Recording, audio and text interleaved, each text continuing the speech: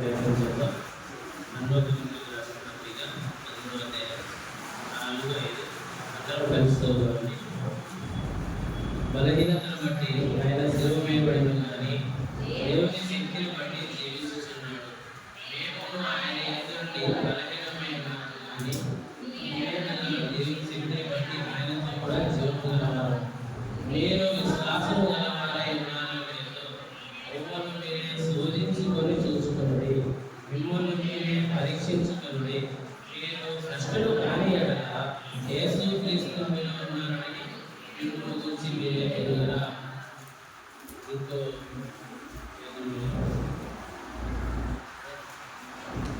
రెండో సమయంలో మొదటి సమయంలో రాసిన పత్రిక 31వ అధ్యాయం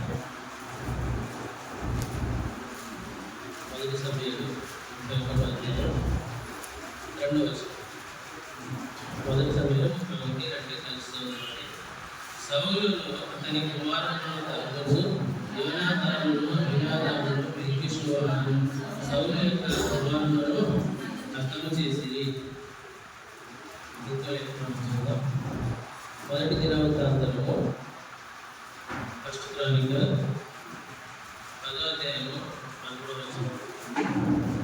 ఈ ప్రకారము యెహోవా ఆజ్ఞ గైకొనక ఆయన దృష్టి ఎదుట ద్రోహము చేసినందుకు యెహోవా యొక్క విచారణ చేయక కర్ణ పిశాచముల యొక్క విచారణ చేయదానిని వెదికినందుకు సౌలు హతమాయెను. అయితే గతసారి వర్తమానంలో గతసారి వరంగల్లో పంచుకున్నాను. నేను రాత్రి చాలాసేపు ప్రార్థనలో పట్టిన తర్వాత ఎంతసేపు నాకు దేవుడు వాక్యం ఉన్నప్పుడు ఉదయాన్నే లేచి వేద భాగం చదువుతున్నాను. మొదటి దినవృత్తాంతము 10వ అధ్యాయంలో ఈ వాక్యం ద్వారా అంతకుముందు చూస్తే అన్ని పేర్లు అంశాల గురించి మాట్లాడుతూ వస్తాడు దేవుడు. కానీ ఈ భాగంలో వస్తే ఏం మాట్లాడాలంటున్నప్పుడు దేవుడు 13వ వచనం ద్వారా నాతో మాట్లాడిన దాన్ని బట్టి ఈ వర్తమానం ఇక్కడ పంచుకోవడానికి దేవుడు సహాయించాడు. ఉదయం కూడా దశలోకి రాసిన పత్రిక 2వ అధ్యాయం రాత్రి చదివినప్పుడు దేవుడు కూడా అక్కడ దేవుని సత్యం గురించి మాట్లాడినప్పుడు నేను ఇంతకుముందు ఎప్పుడో ప్రిపేర్ అయ్యాను కానీ ఎప్పుడో వాక్యం ఎక్కడ చెప్పలేదు. అయితే రాత్రి దేవుడు సహించిన దాన్ని బట్టి ఆ వర్తమానం ఇక్కడ పంచుకున్నాను. ఈ వర్తమానం అయితే ఆల్రెడీ దేవుడు మొదలు పంచుకున్నాను. ఇప్పుడు మళ్ళా దేవుడు ఇక్కడ పంచుకోమని చెప్పాడు కాబట్టి నేను పంచుకుంటున్నాను. అయితే ఇక్కడ మనం బీచాలు ఏంటంటే దేవుని యందు మనం 11వ అధ్యాయంలో చూసినట్లు ఏం చేయాలంట, మిమ్మల్ని మీరే పరీక్షించుకున్నది. ఇంకా చెప్పండి కొద్దిగా ఇప్పుడు మీరు ఎంత ఎంత నా ప్రతిత్వం ఇస్తే అంత త్వరగా అయిపోతుంది. మరి సాక్ష్యం కూడా ఉంటుంది, దానికి మళ్ళీ టైం అవుతుంది. కాబట్టి మీరు 10వ వచనంలో ఏం చెప్పాలి, ఏం చేయాలనుకున్నాను కూడా మిమ్మల్ని మీరే పరీక్షించుకొని మిమ్మల్ని మీరే శోధించుకొని చూసుకోండి, మీరు విశ్వాసం కలిగి ఉన్న వారై ఉన్నారో లేదో తెలుసుకోవాలి. మరి ఎట్లా చేయాలి అంటే మనం ఎంతో స్పష్టంగా మనం చూస్తాము. అపోస్తలులైన మరి సౌలు అనే వ్యక్తి దేవుడు ఏర్పరచుకున్న ఈ రాజు ఈయన మొదటి రాజుగా మనం చూస్తాం. దాదాపు ఇశ్రాయేలు ప్రజలు పరిపాలించిన 500 సంవత్సరాలు దాదాపు 42 మంది కింగ్స్ రూల్ చేసినారు. అందులో మొట్టమొదటి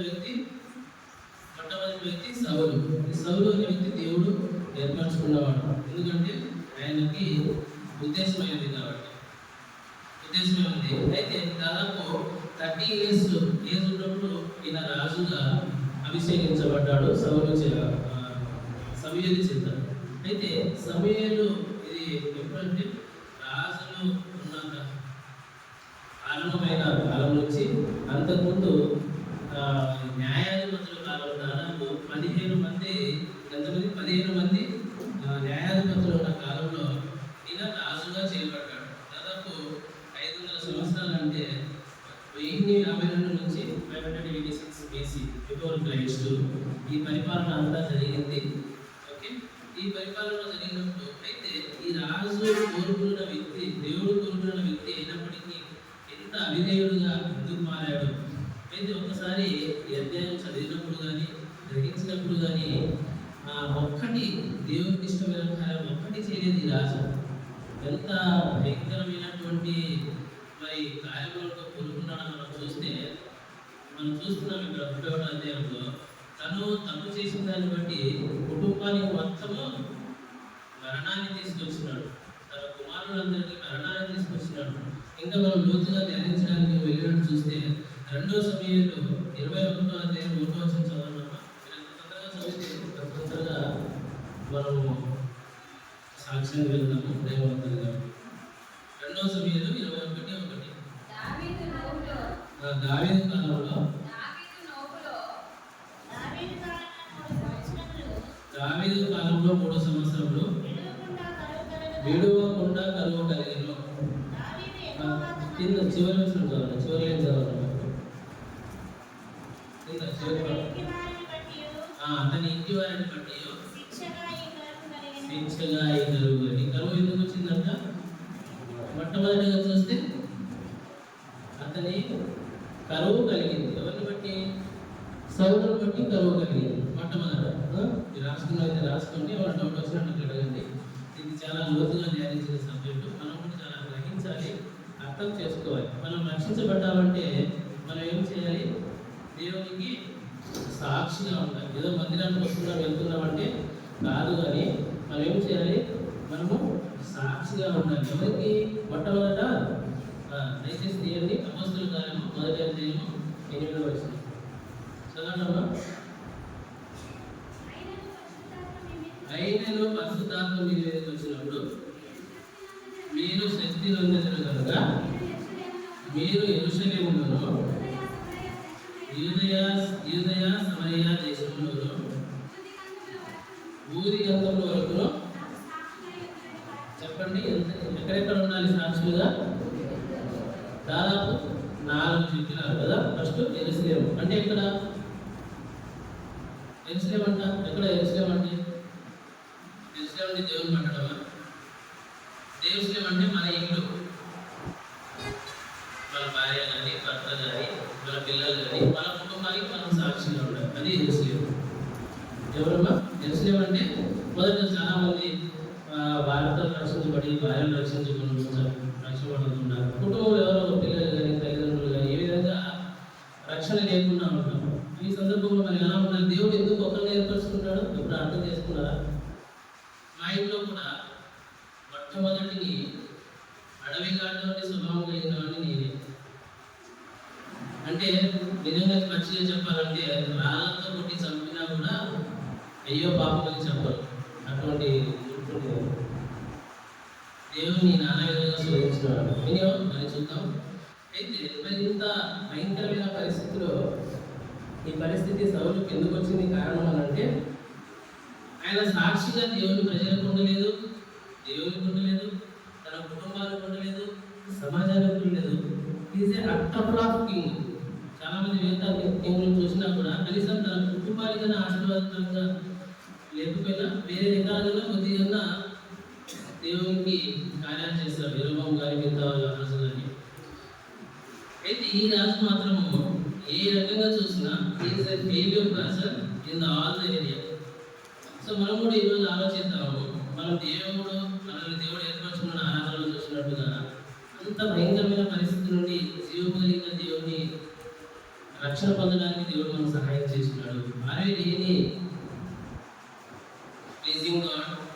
దేవుని మనము సంతోషపెడుతున్నామా? ఆయన రక్షణ పొంది మన కుటుంబంలో మనం సాక్షిగా ఉన్నామా? కనీసం మన కుటుంబానికి, ఒకవేళ మనం మన కుటుంబానికి సాక్షిగా లేకపోతే అయ్యో నేనెంత చెప్పాలి, నేనెంత దౌర్భాగ్యులను.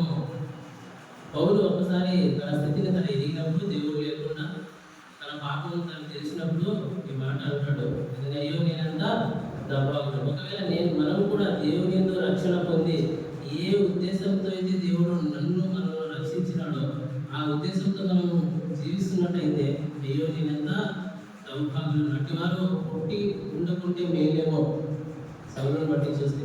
ఇక్కడ చూస్తే మొట్టమొదటిగా పౌలు జీవితంలో ఆయన మొట్టమొదటిగా తన పరిపాలన ఆరంభించినప్పుడు చూద్దాం. 12వ అధ్యాయంకి వెళ్తాము. 12వ అధ్యాయము 2వ సమూయేలు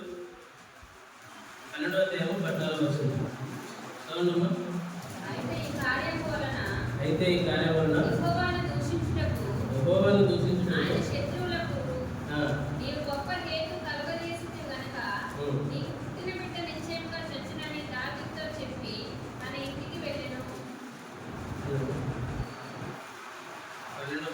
12 సమూయేలు 12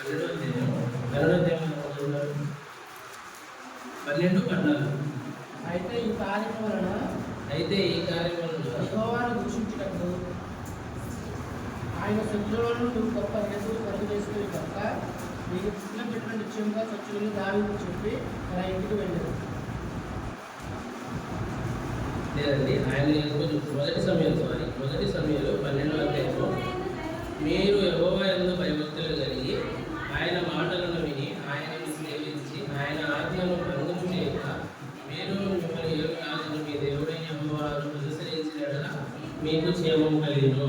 అయితే తనకు అభిషేకించిన తర్వాత సౌలు చేత తను బోధించబడిన వాడే, దేవుని ఆజ్ఞలను చెప్పబడిన వాడే, అక్కడ అభిషేకం చేసిన తర్వాత రాజుగా పట్టాభిషేకం చేసి తన రాజ్య పాలన ఆరంభించిన తర్వాత ఈ మాటలను దేవుడు మరి సమూయేలు ద్వారా కలిగించి ఇలా ఉండాలి నువ్వు అని చెప్పి ఎంతో స్పష్టంగా ఆయనకి చెప్తాడు.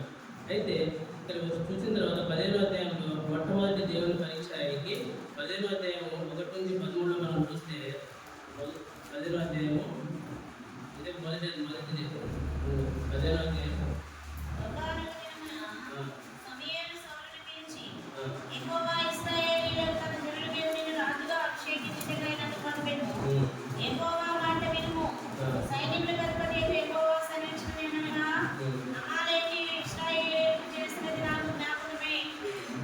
వారు ఐగుప్తులో నుండి ఇక్కడ చేసిన తర్వాత జ్ఞాపకమే అని అంటున్నారు కదా. ఎందుకంటే ఇశ్రాయేల్ ప్రజలు తను బయలుదేరి వస్తున్నప్పుడు ఐగుప్తు నుంచి, అయితే ఇక్కడ అమాలేకీయులు దేవుని ప్రజలకు ఎంత మాత్రం సహకరించలేదు. దాన్ని బట్టి ఇశ్రాయేల్ ప్రజలు మర్చిపోయి ఉండొచ్చు, కానీ దేవుడు మాత్రము మర్చిపోలేదు. అందుకే మొట్టమొదట రాజు అవగానే వెంటనే దేవుడు వెళ్ళి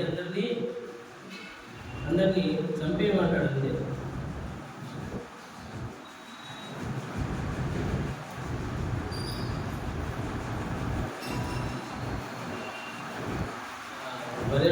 అందుకే సమూయేలు నీవు నీ దృష్టికి అల్పుడుగా ఉన్నప్పుడు ఇశ్రాయేలు గుర్తము శిరస్సునెత్తివి. యెహోవా నిన్ను ఇశ్రాయేలు మీద రాజుగా అభిషేకించెను. మరి యెహోవా నిన్ను సాగనంపి నీవు పోయి పాపాత్ములైన అమాలేకులను నిర్మూలన చేయము, వారు లయమగోకు వారితో యుద్ధము చేయమని చెప్పగా ఇక్కడ సంపూర్ణంగా లయం చేయమని చెప్పి ఆ సమూయేలు ద్వారా ఆజ్ఞ ఇచ్చి ఆయన పంపిస్తారు. అయితే ఆయన ఏం చేసినాడు అక్కడ? మొట్టమొదటిగా ఆయన 23వ వచనంలో తిరుగుబాటు 22వ వచనంలో అందుకు సమూయేలు తాను సెలవిచ్చిన ఆజ్ఞను ఒకడు గైకొనడం వలన యెహోవా సంతోషించినట్లు ఒకడు దహన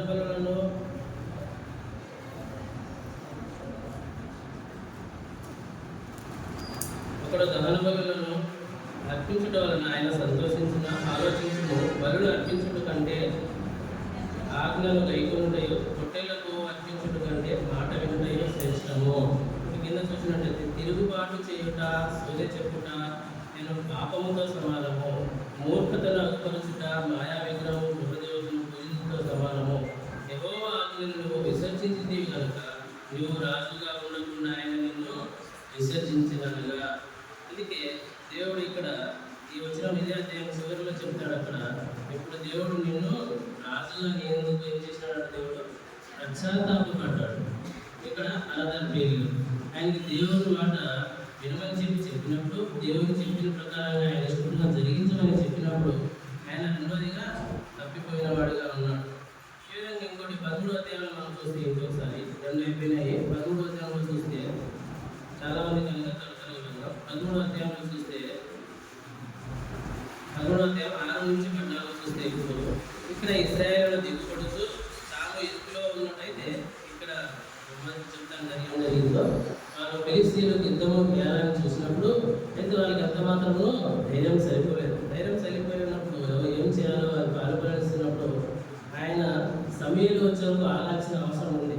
అయితే ఆయన ఆగలేదు. ఏం చేసినాడంటే ఇక్కడ ఇశ్రాయేలు దిగుబడుచు వచ్చి తాము ఇరుకులో ఉన్నట్టు తెలుసుకొని గుహలలోను, పొదలలోను, మెట్టలలోను, ఉన్నత స్థలంలోను, కూపంలోను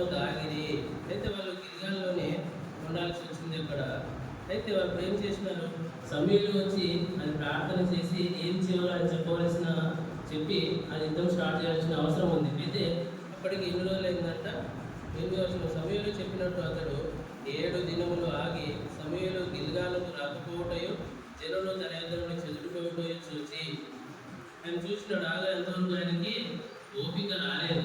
రాజు అయినా కూడా ఆయన ఓపిక రాలేదు. సమయంలో ఇంత పెద్ద వ్యక్తి అని ఆయన తెలిసినప్పటికీ, is a man of God అని తెలిసినప్పటికీ, ఆయన చేసిన ద్వారా బట్టి దేవుని కార్యం జరుగుతాయని దాన్ని గ్రహించినప్పటికీ నీ హృదయపూర్వకంగా ఆయన ఏమై ఉన్నాడో తెలిసినప్పటికీ ఏం చేసినాడంటే ఇక్కడ 9వ వచనంలో దహన బలులను సమాధాన బలులను ఆయనకు తీసుకొని రమ్మని చెప్పి దహన బలి అర్పించెను. He did again abominable to God. దేవునికి ఏమైనది ఆయన చేస్తాడు. ఆయనకి అది సంబంధం లేదు. ఒక సమయంలో ప్రవక్త చేయవలసినటువంటి వాడు, దేవుడు ప్రత్యేకమైన వ్యక్తి, దాని కొరకు చేయవలసినటువంటి వాడు సమయంలో చేయవలసిన పనిని ఈయన చేస్తూ వచ్చినాడు. దాన్ని బట్టి దేవుడు ఇక్కడ ఏమంటాడు అని ఆయనకి 13 సమయం చెప్పాను. నీ దేవుడు యెహోవా నీవు ఇచ్చిన ఆజ్ఞను నీవు గైకొనక నీవు అవివేకపు పని చేసితివి. నీ రాజ్యమును ఇశ్రాయేలు మీద సదాకాలం స్థిరపరచుటకు యెహోవా తలంచి ఉండెను. అయితే నీ రాజ్యం నిలవదు అంటే ఆయనకి నీ రాజ్యం నిలవదని చెప్పినారు. అయితే ఇక్కడ కూడా దేవుడు ఆయన సృష్టించినందుకు పశ్చాత్తాపడిన వాడుగా ఉన్నాడు. ఈ విధంగా 3 సంగతులు మొట్టమొదటిగా ఆయన తప్పిపోతూ వచ్చినాడు. ఇంకా ప్రజలు మనం ముందుకెళ్తే 10వ అధ్యాయంలో వెళ్తే చదవండి. 10వ అధ్యాయం 8వ వచనం నుంచి.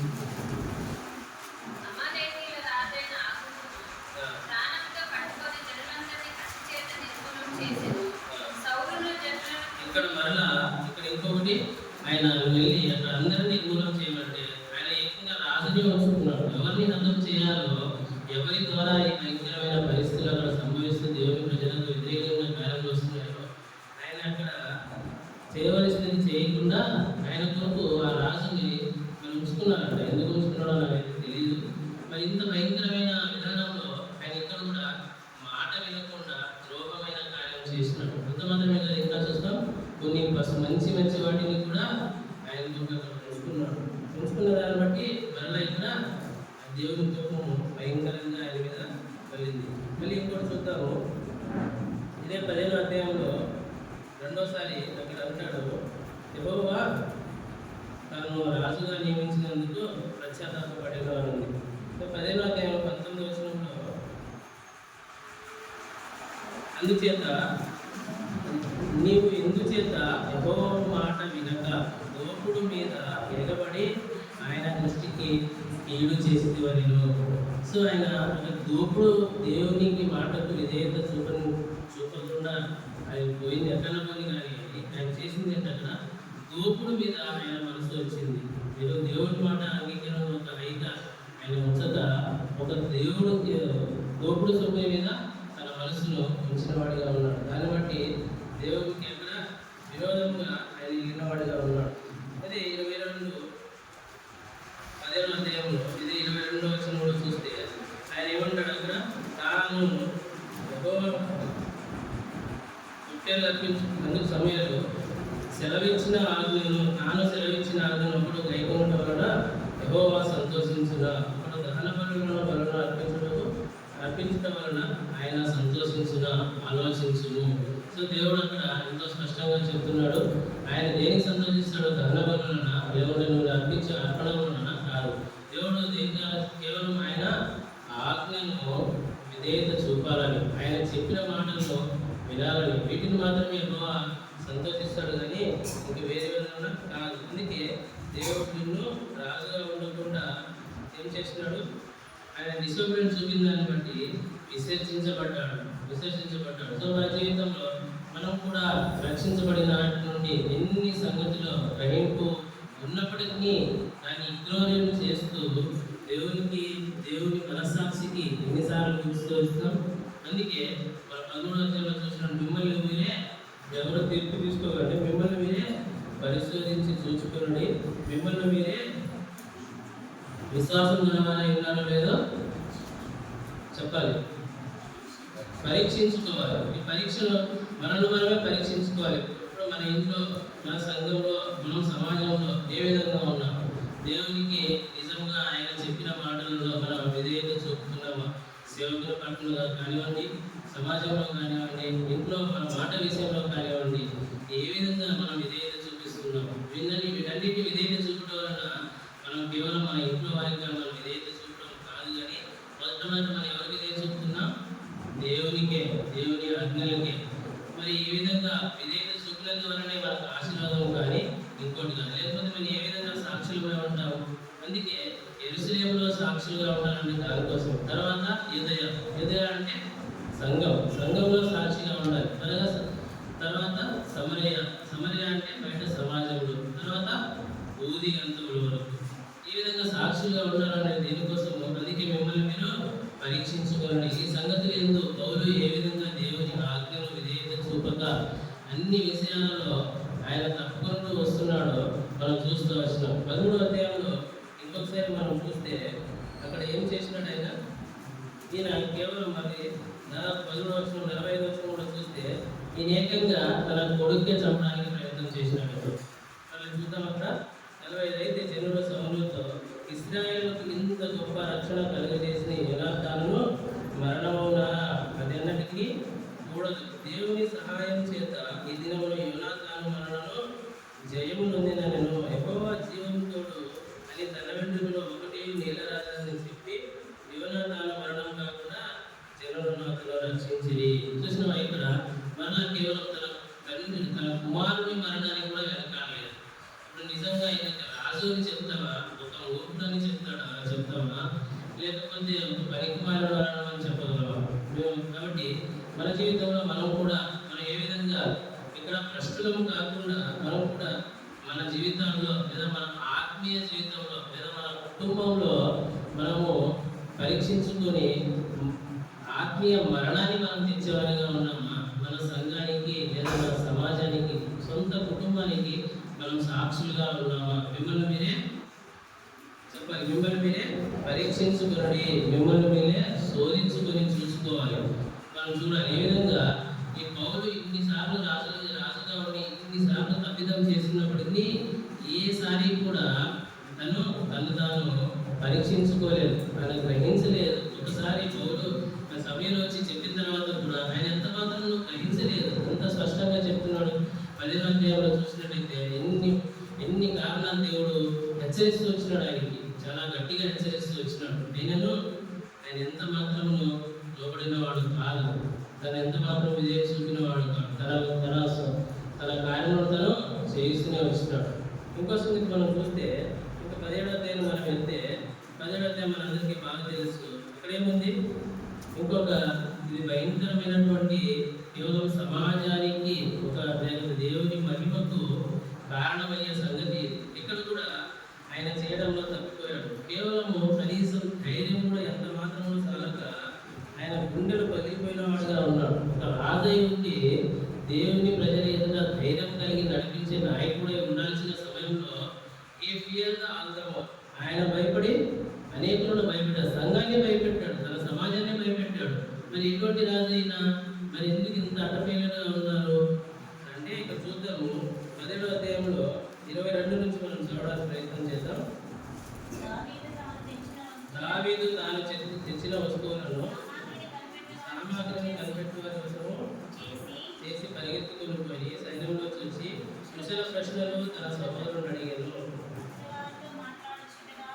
మాట్లాడుతున్నారు ఇక్కడ పౌలు దావీదు విన్నాడు. ఇక్కడ వచ్చే సమస్య ఏంటో విన్నాడు. అయితే 24వ వచనంలో చూస్తే ఇశ్రాయేలందరూ ఈ మనిషిని చూసి మిక్కిలి భయపడి వారి ఎదుట నుండి పారిపోగా.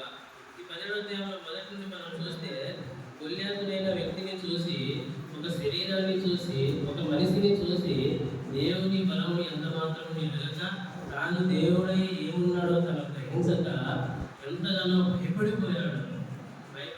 తన భయపడుతూ సమాజంలో దాదాపు వాళ్ళు కొన్ని రోజుల నుంచి పాలెంలో వాళ్ళు దాదాపు ఒక నెల వరకు జరుగుతున్న పైనే వాళ్ళు అక్కడ సమాజంలో ఉంటూ వచ్చినారు.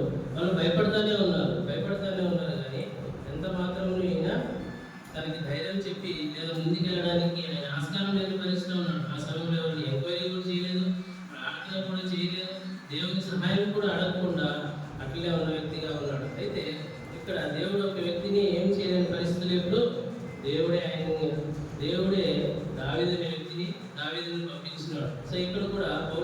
చూసినట్టయితే ఏం చెప్తాడు ఇప్పుడు ఈ మాటలు సౌలుకు రాలేదు కానీ మరి ఎవరికి వచ్చింది ఇక్కడ దావీదుకు వచ్చింది. 26వ వచనంలో అంటాడు, జీవము గల దేవుని సైన్యమును తిరస్కరించుటకు ఈ సున్నతి లేని ఫిలిష్తీయుడు ఎంతటి వాడు, వారిని చంపి ఇశ్రాయేలు నుండి ఈ నింద తొలగించిందని వారికి బహుమతి ఏమని అని అంత తెలుసుకోవాలని అడగలగా. చూసినా కనీసం ఒక మాట కూడా ఆయన సమాజంలో పలకలేకపోతున్నాడు. అయితే ఒక చిన్న బాలుడైనటువంటి దాదాపు 17 సంవత్సరాలు 20 సంవత్సరాల మధ్య ఉన్న వ్యక్తి వచ్చి ఎంత ధైర్యంతో దేవుని గురించి మాట్లాడతారో విశ్వాసం కలిగి.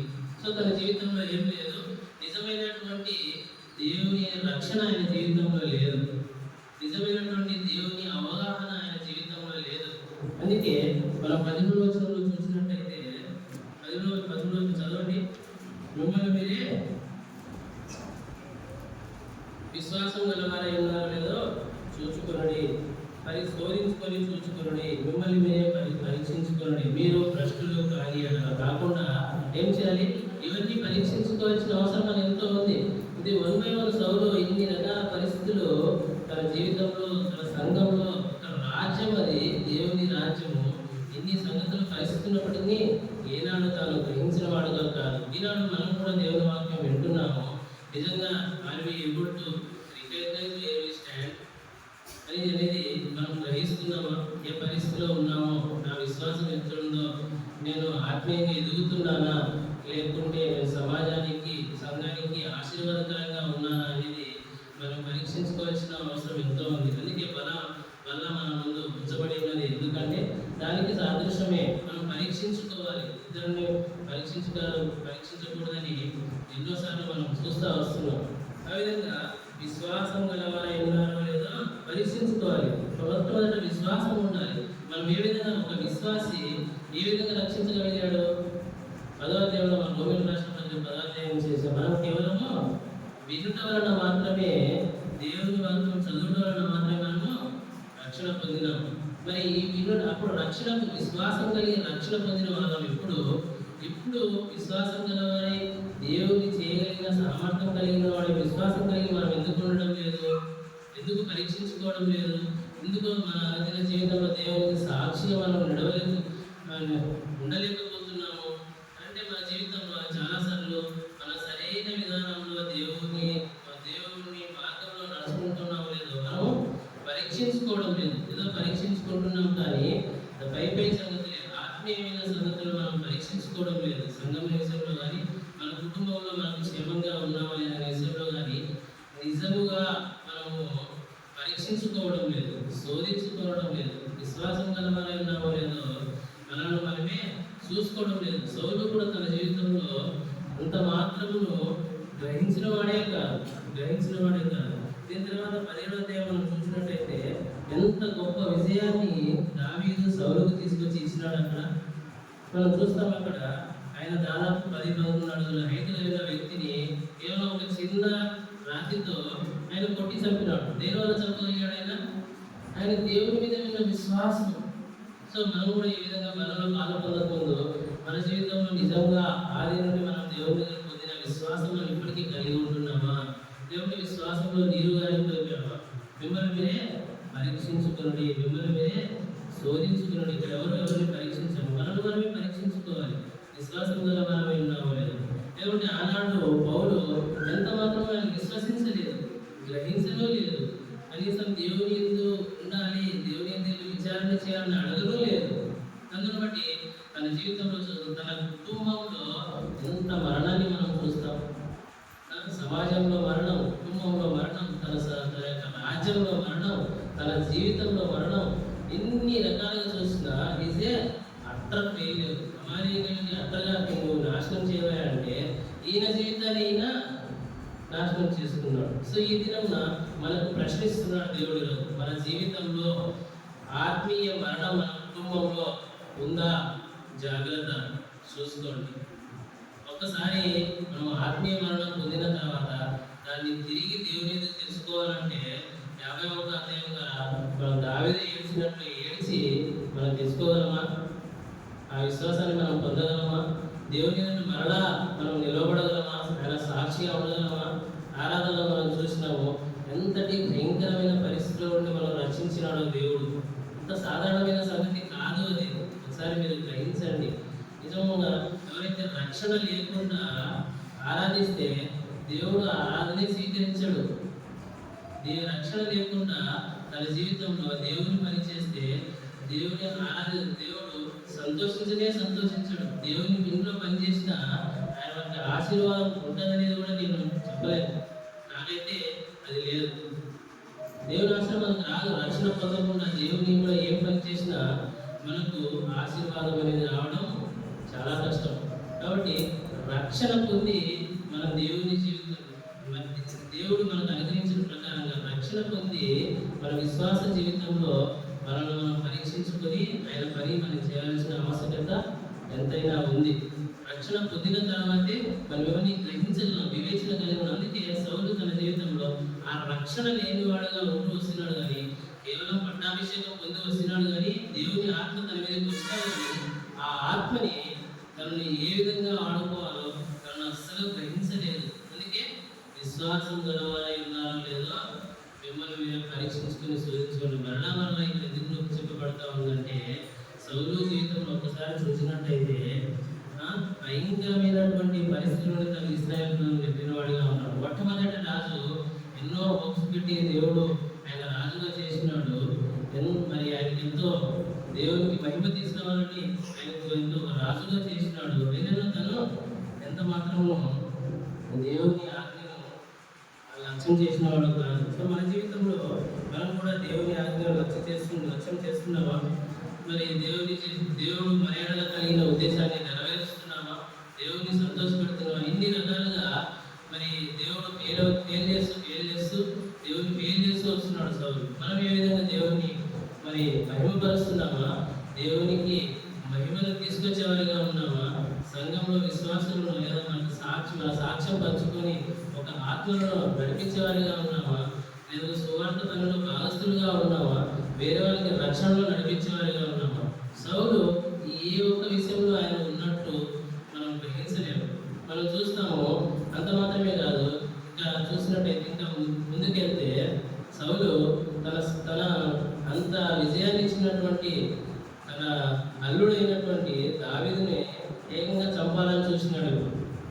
ఇప్పుడు వరకు కుటుంబం వరకు వెళ్ళినాడు కానీ ఇప్పుడు కొత్తగా కుటుంబంలో చేసిన అల్లుళ్ళు కూడా చంపడానికి ఎంత మాత్రం వెనుకాడడం లేదు. చూసినావా ఎంత భయంకరమైనటువంటి పరిస్థితి. అందుకే అక్కడ ఎందుకు వచ్చింది ఈ పరిస్థితి మనం చదివిన వాళ్ళని మొదటి దినవృత్తాంతంలో 10వ అధ్యాయంలో మనం ఎంతో స్పష్టంగా చూసినాం. ఎందుకు వచ్చిందంటే ఈ పరిస్థితి ఎందుకు వచ్చింది? యెహోవా యొక్క విచారణ చేయక. సో మన జీవితంలో సరైనటువంటి ప్రార్థన జీవితం లేకుండా ఉంటే ఇవేవి మనం గ్రహించలేము. మనం సంఘానికి మన కుటుంబానికి ఆశీర్వాదకరంగా ఉండలేము. కనుక మీరు విశ్వాసం గలవారై ఉన్నారో లేదో మిమ్మల్ని మీరే పరీక్షించుకోండి. మీరు భ్రష్టులు కాకుంటే మన జీవితంలో మన కుటుంబంలో లేక మనం ఉన్న సమాజంలో సంఘంలో మరణం రాకమునిపే, అది ఆత్మీయ మరణం కావచ్చు, ఇంకా మన బలహీనతమైన శారీరక మరణం కావచ్చు, ఇంకేమైనా కావచ్చు. మన జీవితంలో అటువంటి పరిస్థితి రాకమునిపే, అటువంటి భయంకరమైన స్థితి రాకమునిపే మనం ఏం చేయాలి? గ్రహించవలసిన అవసరం ఎంతో ఉంది. పరీక్షించుకోవాల్సిన అవసరం ఎంతో ఉంది. ప్రార్థన చేసి ప్రభువా where I am show me అని చెప్పి దేవుని ఒక్క మాట అడిగితే దేవుడు తప్పకుండా హెల్ప్ చేస్తాడు. దీని తర్వాత మనం దావీదుని చూస్తే ఎన్నిసార్లు తన రాజుగా ఉన్నప్పుడు దేవుడు ఎందుకు మాటికి వెళ్ళినాడు. ఆయన ప్రభువా షెల్ ఐ డూ, నేను చేయనా, నేను వెళ్ళనా, యుద్ధం చేయాలని దేవుని ఎదుట మరలా మరి తను విచారణ చేసిన వాడుగా ఉన్నాడు. తన అందరిని బట్టి దావీదు తన జీవితంలో విజయం పొందుకుంటూ వచ్చినాడు. సమూయేలు కూడా తన జీవితంలో దేవునిగా వాళ్ళు స్థించక సమూయేలునే దేవునిగా చేస్తూ వచ్చినారు. ఎవరు? ఇశ్రాయేలు ప్రజలు. సో మన జీవితంలో మనం ఎట్లా ఉంటున్నాం? ఇప్పుడు దావీదు వలె దేవునితో విచారణ చేసి ప్రార్థన చేసి ఏమి చేయాలనో గ్రహించి ముందుకెళ్ళేవారుగా, దేవుని నామం మహిమ తెచ్చేవారుగా, సంఘానికి ఆశీర్వాదకరంగా, సేవకులకు సహకారిగా ఉండేవారుగా మనం ఉంటున్నామా? లేదంటే మన ఆత్మీయ జీవితంలో లేదా మన కుటుంబంలోనే మరణం తెచ్చేవారిగా ఉన్నామా?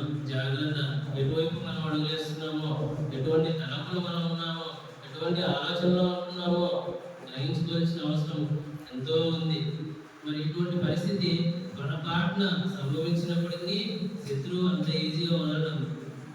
పొరపాటున కూడా వాడు వదలడు. ఎంత పోరాటం చేసినా వదిలే ప్రసక్తి లేదు. అంత భయంకరంగా పట్టుకుంటాడు. యోగును పట్టుకుని మనం చూసినాం ఏ విధంగా పరిశోధించినాడు. ఆ విధంగా మనం నిలబడగలమా?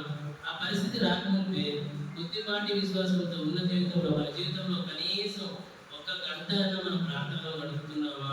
కనీసం 1 అవర్ దేవుని సన్నిధిలో విచారణ చేయకపోతే, దేవుని సన్నిధిలో మన విశ్వాసం మనం పరీక్షించుకోకపోతే, మనం ప్రశ్నలు కాకముందే ఆయన సన్నిధిలో మనం సరి చేసుకోవడంతో మునిపే మనము దేవుని ఎదుట మన ప్రశ్నలు కాకముందే ఆయన ఎదుట సరి చేసుకోవడము ఎంతో అవసరం. కాబట్టి మీరందరికీ చేతులెత్తి బతిలాడుతున్నాను, మీరు పరీక్షించుకోండి, గ్రహించండి. అంటే మన జీవితంలో మరణం అనేది మనం సంభవించకూడదు. మనకు సాక్షులుగా ఉండాలి. సాక్షిగా లేకపోతే కష్టం. నిన్న ఒక సహోదరుని నేను ఎప్పుడు రక్షణ రక్షణ పొందినవా లేదా, ఎప్పుడు బాప్తిసం తీసుకున్నావు అంటే ఆయన 2005లో బాప్తిసం తీసుకున్నారన్న అంటున్నాడు. మరి సాక్ష్యం చెప్తూ ఉంటుంది అంటే ఆయన అన్నాడు, అన్న నేను రక్షణ పొందినప్పటి నుంచి బాప్తిసం తీసుకున్నప్పుడు ఇప్పటి వరకు ఒక్కసారి కూడా నేను రక్షణ నా సాక్ష్యం నేను చెప్పలేదన్నా అంటున్నాడు. నా గుండె పిచ్చి పిచ్చి లేకపోయింది, పగిలిపోయింది. ఇన్ని సంవత్సరాలు, దాదాపు 25 సంవత్సరాలు ఆయన రక్షణ పొందిన వాడిగా ఉన్నాడు. అయితే ఒక సాక్ష్యం పంచుకోలేదు ఆయన. అంటే ఎక్కడ సాక్ష్యం చెప్పే కనీసం 10 నిమిషాలంటే నాకు 2 వారాలు పడుతుంది ఆ సాక్ష్యం చెప్పడానికి అంటున్నాడు. సో మన జీవితంలో మనం సాక్షులుగా ఉంటున్నామా? మన సాక్ష్యం మనం పంచుకుంటున్నామా? నీ సాక్ష్యం ద్వారా ఇతరులకి క్షేమం ఉందా? సంఘానికి ఆశీర్వాదం ఉందా? మన కుటుంబానికి మనం సాక్షులుగా ఉన్నామా? మన మాట వలన, మన ప్రవర్తన వలన మనకు సౌలు ప్రవర్తన వలన, సౌలు మాట వలన ఎంత నష్టం వచ్చిందో ఆ విధంగా కూడా దావీదు మాట వలన, ప్రవర్తన వలన ఏ విధంగా క్షేమం వచ్చిందో మనల్ని మనమే పరీక్షించుకుందాం, మనల్ని మనమే గ్రహించుకుందాం. మనం భ్రష్టులం కాకముందే ఏం చేయాలి? దేవుని యందు సంపూర్ణంగా విశ్వాసం గలవారమై ఉన్నామో లేదో, బాప్తిసం పొందినప్పటి నుంచి మనం సాక్ష్యం ఇచ్చేవాడిగా ఉన్నామా? ఆశీర్వాదకరంగా ఉన్నామా? మనము విశ్వాసం గలవారమై ఉన్నామో లేదో పరీక్షించుకోవడం అవసరం ఎంతైనా ఉంది. జాగ్రత్త.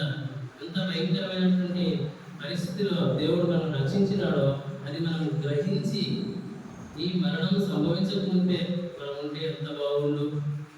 కనుక ఈ దినంలో మన తీర్మానం ఏ విధంగా ఉంది?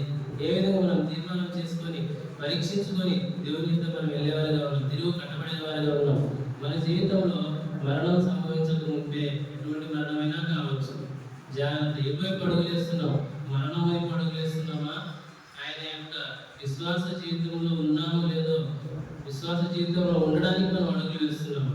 దేవునితో అంతవరకు నమ్మకంగా ఉండడానికి అడుగులు వేస్తున్నాము. మనం పరీక్షించుకోవాల్సిన అవసరం ఎంతైనా ఉంది. మరి ఇంకా దేవుని స్వీకరించకుండా, గ్రహించకుండా మరియు అక్కడే సంఘానికి వస్తూ వెళ్తున్నామా? మన జీవితంలో ఎప్పుడు మరణం సంభవిస్తారో తెలియదు. అది ఎటువంటి మరణమైనా సరే జాగ్రత్త. మన పరిస్థితి ఏంటి? మన కుటుంబాలు ఏంటి? మనం పోయిన తర్వాత మన కుటుంబానికి మనం ఒక సాక్షిగా వెళ్తున్నామా? ఒక ఆశీర్వాదకరంగా విడపడి వెళ్తున్నామా? ఏ విధంగా వెళ్తున్నాం? సౌలు తన జీవితంలో ఇంకా ముందుకు వెళ్ళినట్టయితే ఒకనొక సమయంలో ఏం చేయాల్సి వచ్చింది? మనం చదివిన తర్వాత ఇక్కడ తన కుటుంబం అంతటి వారిని గురించి కరువు వచ్చింది. అయితే ఈ కరువులో ఏం చేయాల్సి వచ్చింది?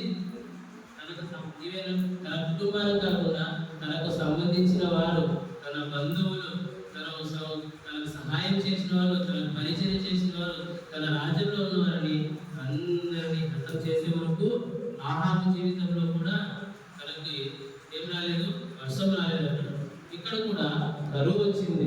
ఎక్కడ కరువు వచ్చింది? ఈ సౌలు జీవితంలోకి వాళ్ళ కుమారులందరినీ, వాళ్ళ కుటుంబంలో ఉన్న దాదాపు 7 మంది కుమారులను అప్పగించే వరకు ఏం రాలేదు, కరువు పోలేదు. ఎందువల్ల సంబంధించి ఒక సమాజానికే ఇంత భయంకరమైన కీడు వచ్చింది. మనం ఏమనుకుంటున్నామో తెలియదు, మనం ఏం ఆలోచిస్తున్నామో తెలియదు. అక్కడ నడిచిపోవాలి అనుకుంటే అది నడవదు. ఆత్మీయ సత్యం మనం గ్రహించాలి.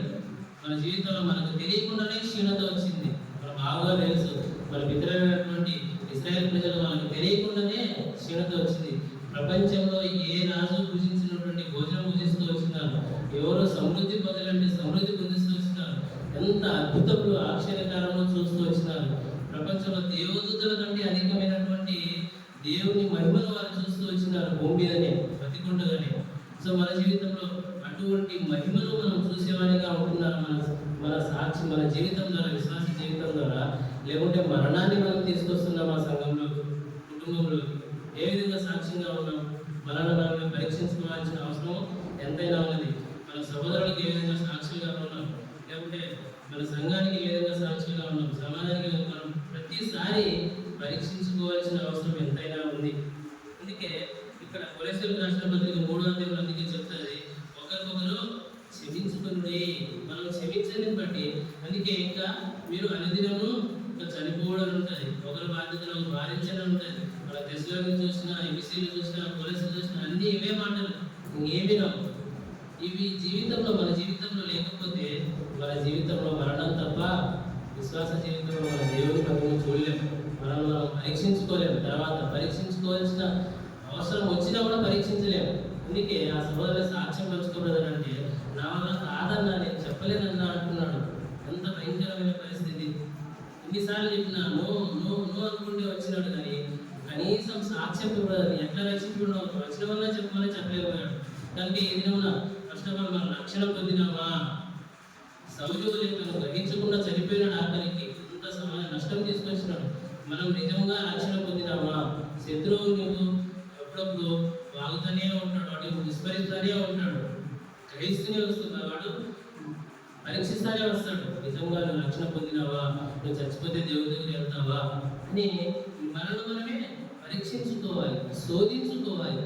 ఒకవేళ నేను ఇన్ని సంవత్సరాలు విశ్వాస జీవితం జీవించి ఉండి పరీక్షించుకోలేక, మరి దేవుని ఎందు సరిచేయబడక, మనం చనిపోయిన తర్వాత దేవుని దగ్గర వెళ్ళకపోతే పరిస్థితి ఏంటి? ప్రశ్నలు మనం చూస్తాం కదా, చాలా మంది విడవబడతాం. దొంగ వల్లే వస్తాడు ఆయన. చాలా మంది విడవబడతాం. ఇద్దరు ఉంటే ఒక్కరే నిజంగా మనం దాదాపు 50 మంది ఉన్నాము, అందులో 25 మందిలో ఉన్నాం. కనుక మనం ఆలోచించుకోండి, ఈరోజు మనం ఎంత పడే సంఘంలో ఉన్నామా? మనం సాక్షిగా ఉంటున్నామా? కనీసం మన కుటుంబానికైనా దేవుడు అందుకే సాక్షిగా ఉండాలంటే యెరూషలేములో మనం సాక్షిగా ఉండాలి. మన చుట్టుపక్కల వారికి, సంఘానికి, సమాజానికి సాక్షిగా ఉండాలి. జాగ్రత్త. మన జీవితంలో మరణం సంభవించకముందే మన జీవితాలను చక్కబెట్టుకుందాం, మన బ్రతుకులను మార్చుకుందాం. పరిస్థితి దేవుడు మార్చినాడు. మరలా మనము ఆ సృష్టిని పూజిస్తే వెళ్ళిపోకుండా ఇంకా సృష్టికర్తను పూజించేవారిగానే మనం ఉండటమే ప్రయత్నం చేద్దాం.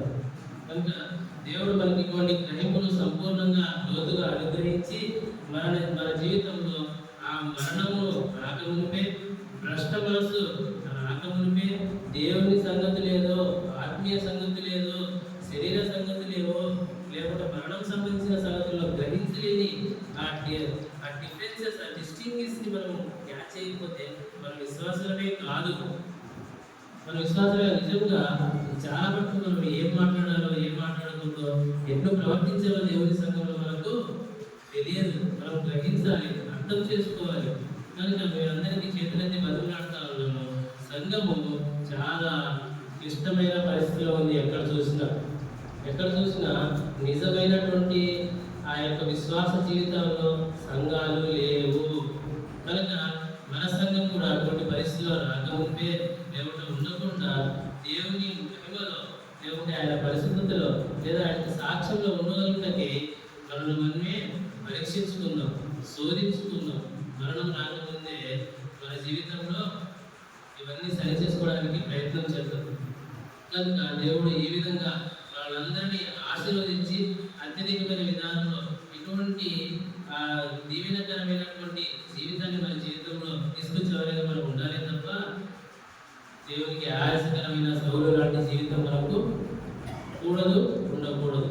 కనుక ఏ విధంగా దేవుడు మనకు అత్యధికమైన విధానంలో ఆ గ్రహింపుని, అందుకే దేవుడు అంటాడు, కీర్తనలో చదువుతాం కదా, 30 అనుకుంటా, అక్కడ ఏముందంటే బుద్ధి జ్ఞానంలోని కంచెలగాడి వలె మీరు ఉండకూడదు అంటారు దేవుడు.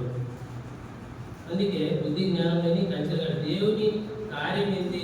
శత్రువు కార్యం ఏంటి? శరీర కార్యం ఏంటి? ఆత్మీయ కార్యం ఏంటి? దేవుని సంఘంలో నా బాధ్యత ఏంటి? నేను సంపూర్ణంగా ఉన్నానా? నాకు రావాల్సిన మహిమ ఏంటి? దేవుని గురించి ఉండే జ్ఞానంలో వీళ్ళు అనేకులకు లేదు అంటాడు. దాని గురించి పౌలు ఎన్ని పత్రికల్లో చూస్తాము, కన్నీళ్లు గాల్చి ఏడుస్తాడు ఆయన. జ్ఞానములకు మించిన క్రీస్తు ప్రేమను తెలుసుకోవడానికి మీరు గ్రహింపులే కావాలని చెప్పి ఆయన కన్నీళ్లతో ప్రార్థన చేస్తాం. మనం ఎప్పుడన్నా ఆత్మీయ సంగతుల కొరకు కన్నీళ్ళు వచ్చి ప్రార్థన చేస్తున్నామా?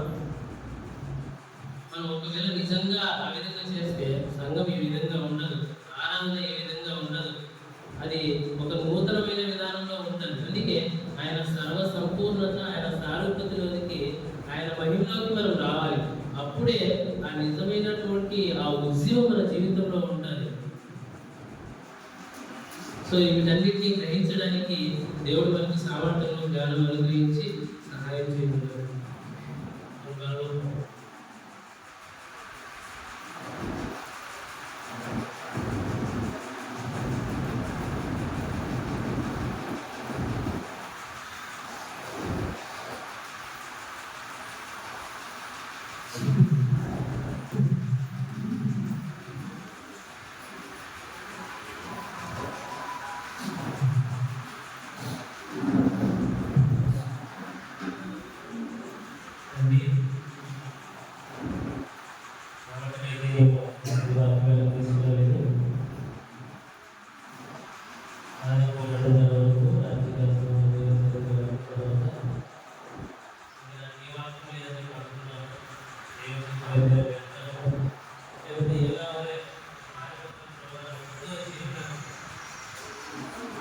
దేవుడు